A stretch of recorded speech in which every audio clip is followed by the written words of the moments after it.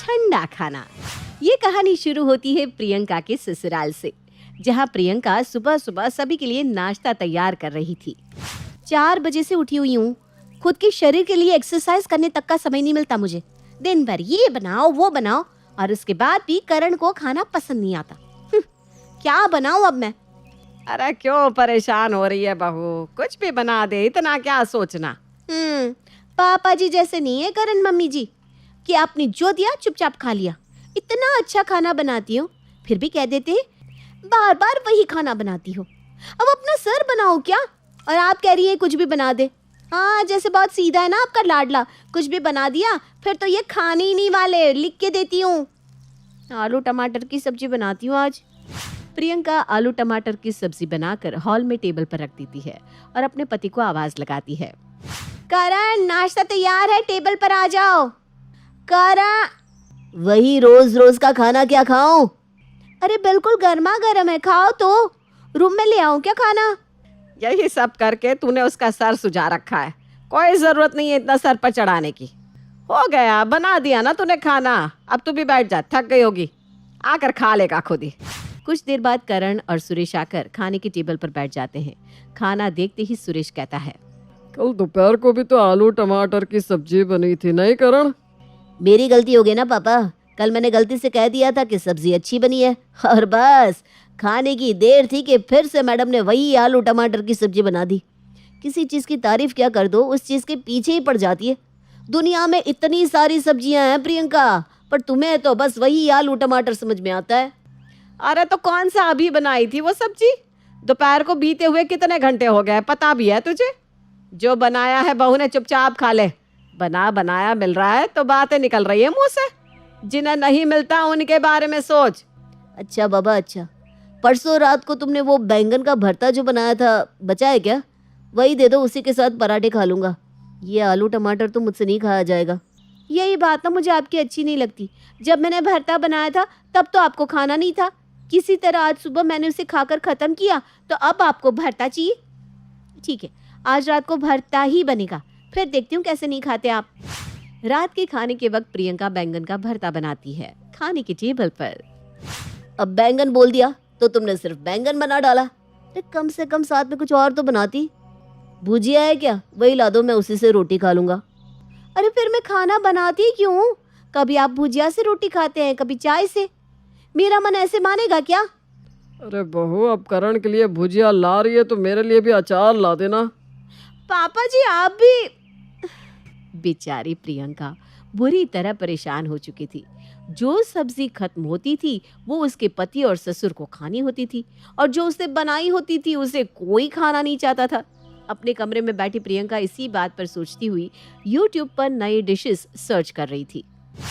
ऐसा क्या बनाए कि पति को अच्छा लगे? तभी कमरे के अंदर आकर शैलजा कहती है, उन्हें मूर्ख बनाए।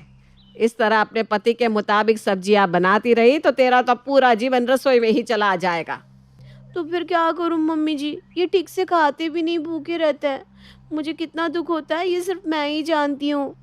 अरे तो अब वो कर जो मैं किया करती थी। ये करण ना अपने बाप पर ही गया है, उन्हें भी कभी प्लेट पर परोसा हुआ खाना भाया नहीं है। उन्हें तो वही खाना चाहिए जो खत्म हो चुका हो। इसलिए मैंने एक आइडिया निकाला, खाने को डीप फ्रिज करने का।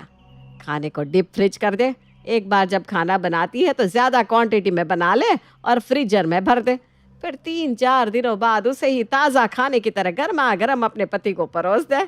समझी क्या? नहीं, तू नहीं समझी, छोड़। कल का नाश्ता मुझ पर छोड़ दे और देख कैसे तेरा पति और तेरे ससुर जी उंगलियां चाट चाट कर खाना खाते हैं। अगली सुबह शैलजा डीप फ्रीज किए हुए मटर को निकालती है और बनाती है आलू मटर की सब्जी।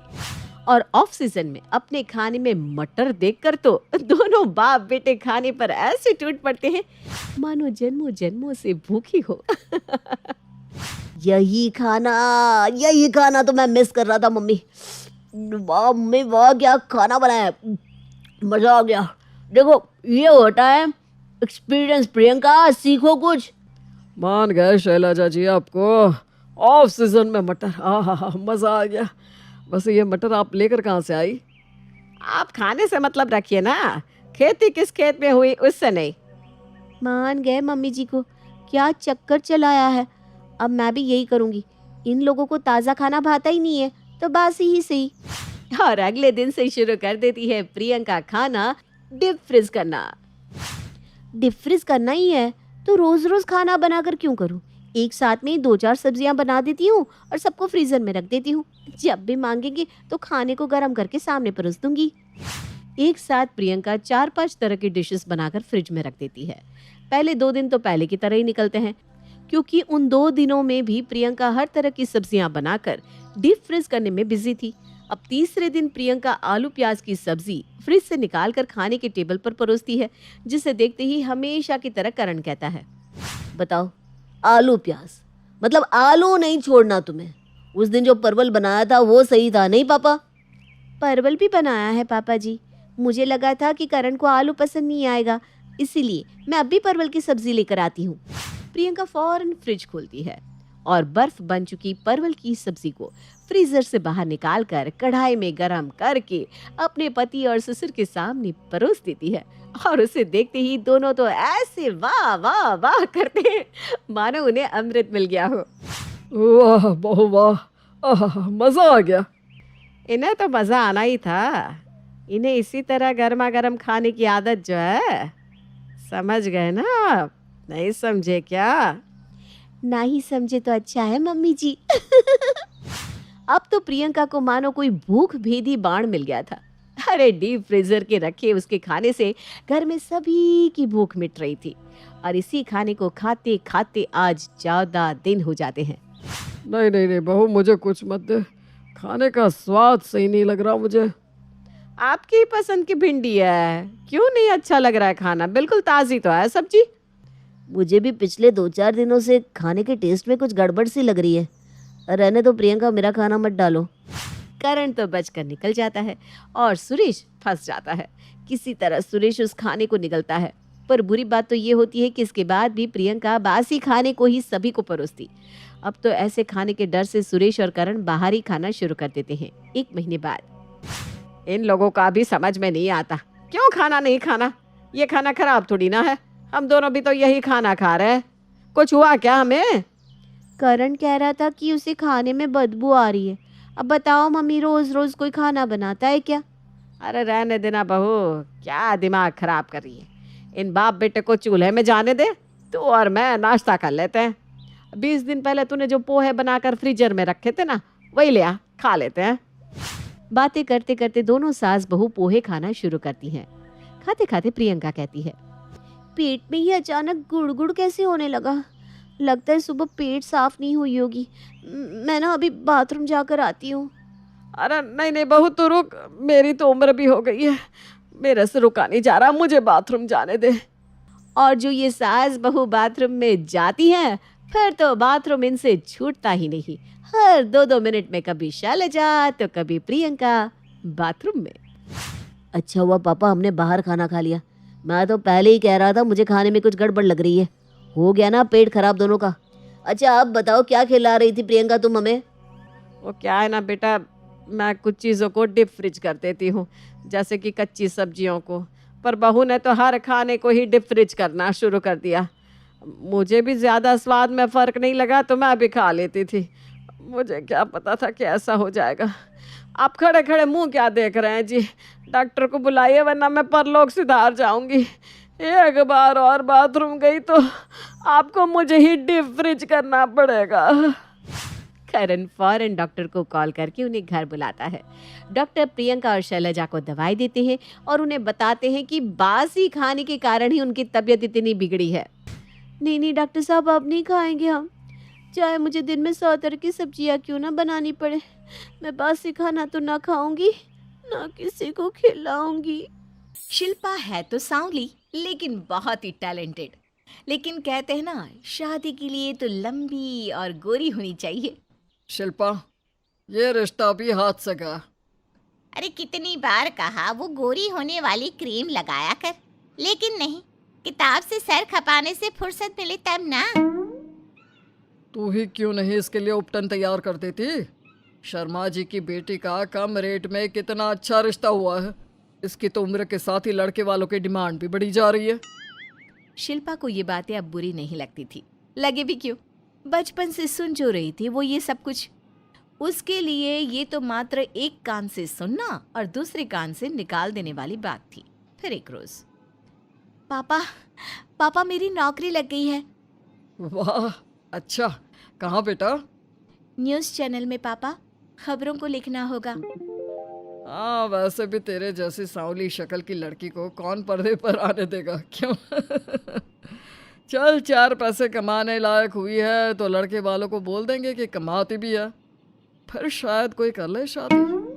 हाँ सही कह रहे हैं। वैसे बेटा कल शाम को एक लड़का और आने वाला है, उसे भी देख लेना। शिल्पा को इस बार गुस्सा आ जाता है। अच्छे न्यूज़ चैनल में नौकरी लगने की खुशी भी माँ पापा के चेहरे पर नहीं दिखती। अगले रोज़ ऑफिस से शिल्पा घर आती है तो सामने बैठा होता है हिमांशु। हिमांशु शिल्पा को देखता है तो पहली नज़र में तो वो उसे पसंद नहीं आती, लेकिन फिर भी फॉर्मेलिटी तो करनी थी। हाँ, ओके, तो क्या शौक है तुम्हारे और खाने में क्या क्या बना लेती हो? मुझे पढ़ने लिखने का शौक है, खाना बनाना नहीं आता, बिल्कुल भी नहीं आता। पर फिर भी क्योंकि ये रिवाज है कि बहू को खाना बनाना होता है तो थोड़ा बहुत बना लूँगी, लेकिन उतना ही वक्त किचन को दे पाऊँगी जितने में मेरा काम, मेरी नौकरी सफ़र ना हो।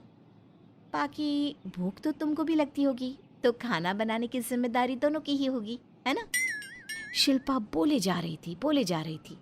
अब तक जिन लड़कियों से हिमांशु मिला था, शिल्पा उन सब से अलग थी। वो ऐसी ही तो लड़की चाहता था।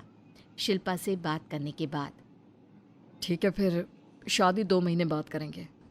वो क्या है ना, खाना बनाना भी तो सीखना होगा ना। मुझे मंजूर है। शिल्पा को भी हिमांशु अच्छा लगने लगता है। दोनों की शादी हो जाती है, लेकिन शादी के बाद से ही हिमांशु का परिवार शिल्पा के रंग को लेकर कई बातें बनाता।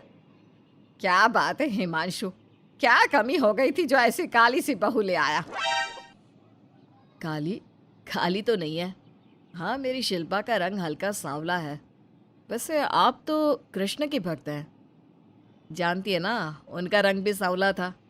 अब सांवले रंग के कृष्ण की पूजा, तो सांवली मेरी बीवी खराब कैसे?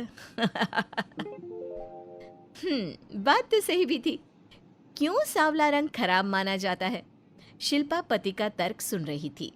थोड़ी देर के बाद, क्या बात है, शब्दों का जादू आ गया। क्या तर्क दिया आपने सांवले रंग के समर्थन में? तो क्या तुम ही पत्रकार हो? अरे तुम्हारा पति भी कम नहीं है। शिल्पा रोज एक नई तरक्की छू रही थी। कभी विदेश दौरा तो कभी बड़े बड़े लोगों का इंटरव्यू। एक दिन, सुनो, आज का दिन बहुत खास है। मैं मुख्यमंत्री जी का इंटरव्यू लेने जा रही हूँ।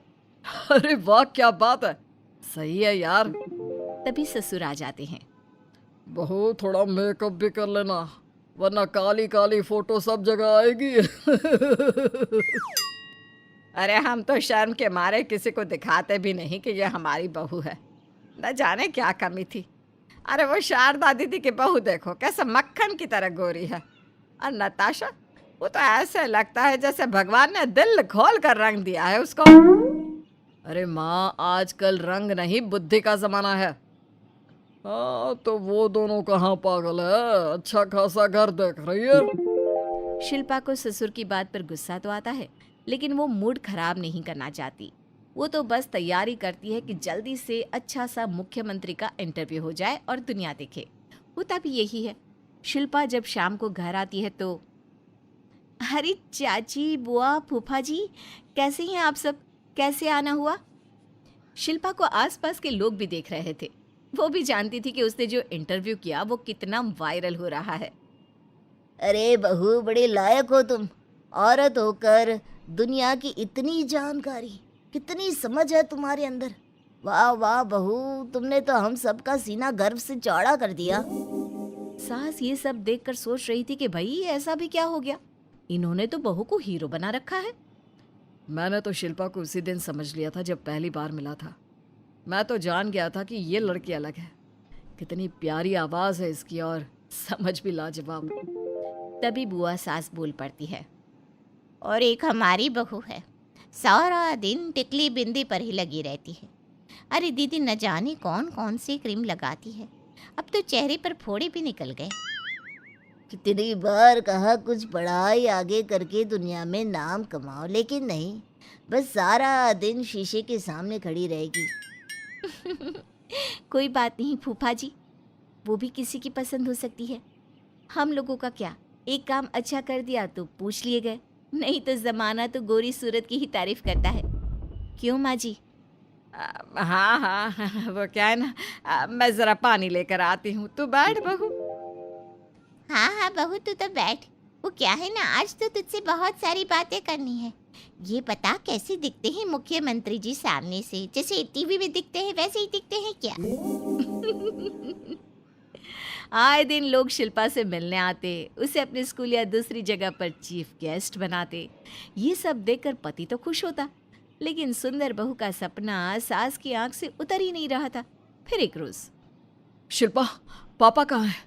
माँ जमीन पर गिरी पड़ी है, वो बेहोश हो गई है। शिल्पा की सास को गंभीर बीमारी हो जाती है और फिर आप लोग अपनी माँ की किसी बात को मना ना करना, उनका दिल कमज़ोर हो चुका है। दिल में कोई बात लगेगी तो उनके हार्ट अटैक आने के चांसेस हैं, तो समझ रहे हैं ना?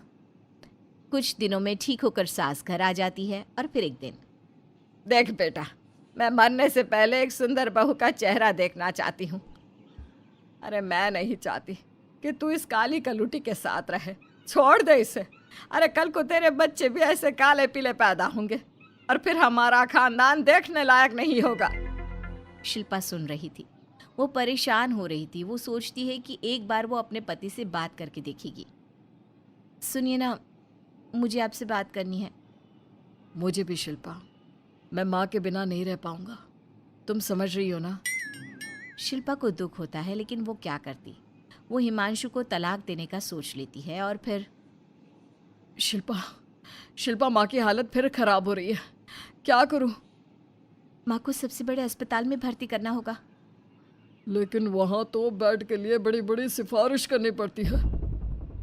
हाय रे, मेरा मरना तय है, मैं मर न जाऊं, मुझे बचा ले बहू। शिल्पा को हैरानी होती है कि वो करे तो क्या करे। पर माँ जी, मैं कैसे? बेटा, मुख्यमंत्री जी से बात कर ले, उनसे बड़ी सिफारिश किसकी हो सकती है? तू बोलेगी तो शायद तेरी सास की जिंदगी बच जाएगी। शिल्पा सिफारिश से सास को बड़े अस्पताल में भर्ती करवा देती है, जहां लंबे समय बाद सास ठीक होती है। लेकिन इस बीच एक दिन भी शिल्पा उन्हें देखने नहीं जाती। सास जब घर आती है तो एक सुंदर सी लड़की उनका स्वागत करती है। ये कौन है और शिल्पा कहाँ है? मुझे तो मेरी बहू ही चाहिए। माँ, कैसी बात कर रही हो? तुमने कहा था ना कि शिल्पा काली है और तुम्हें काली बहू नहीं चाहिए। ये रीना है, तुम्हारी बहू। नहीं नहीं, मुझे माफ़ कर दो, मुझे तो मेरी शिल्पा बहू ही चाहिए। उसी के कारण आज मेरी जान बची है। मैं नहीं समझ पाई कि सुंदर शक्ल से ज़्यादा सुंदर दिल और आचरण होना चाहिए। लेकिन अब क्या, अब तो देर हो चुकी थी। हिमांशु भी जानता था कि आत्मसम्मान वाली शिल्पा अब उसकी जिंदगी में वापस नहीं आएगी। अब तो शिल्पा को वे लोग बड़े बड़े चैनल की स्क्रीन पर देखते और अफसोस करते। शिल्पा चाहती तो कभी तुम्हारे लिए सिफारिश नहीं करती। अब तो आसपास के लोग भी घर नहीं आते। लोगों को लगता है कि शिल्पा ने हम लोगों को छोड़ा क्योंकि हम उसके लायक नहीं थे। सही बोल रही है माँ, हम ही तो उसके लायक नहीं थे। शिल्पा जैसी समझदार, पढ़ी लिखी, दुनिया की समझ रखने वाली लड़की को मैंने छोड़ा, सिर्फ आपके कहने पर। अब ये गोरी लड़की आपकी बहू हो सकती है, लेकिन मेरी बीवी कभी नहीं। हिमांशु वहां से चला जाता है।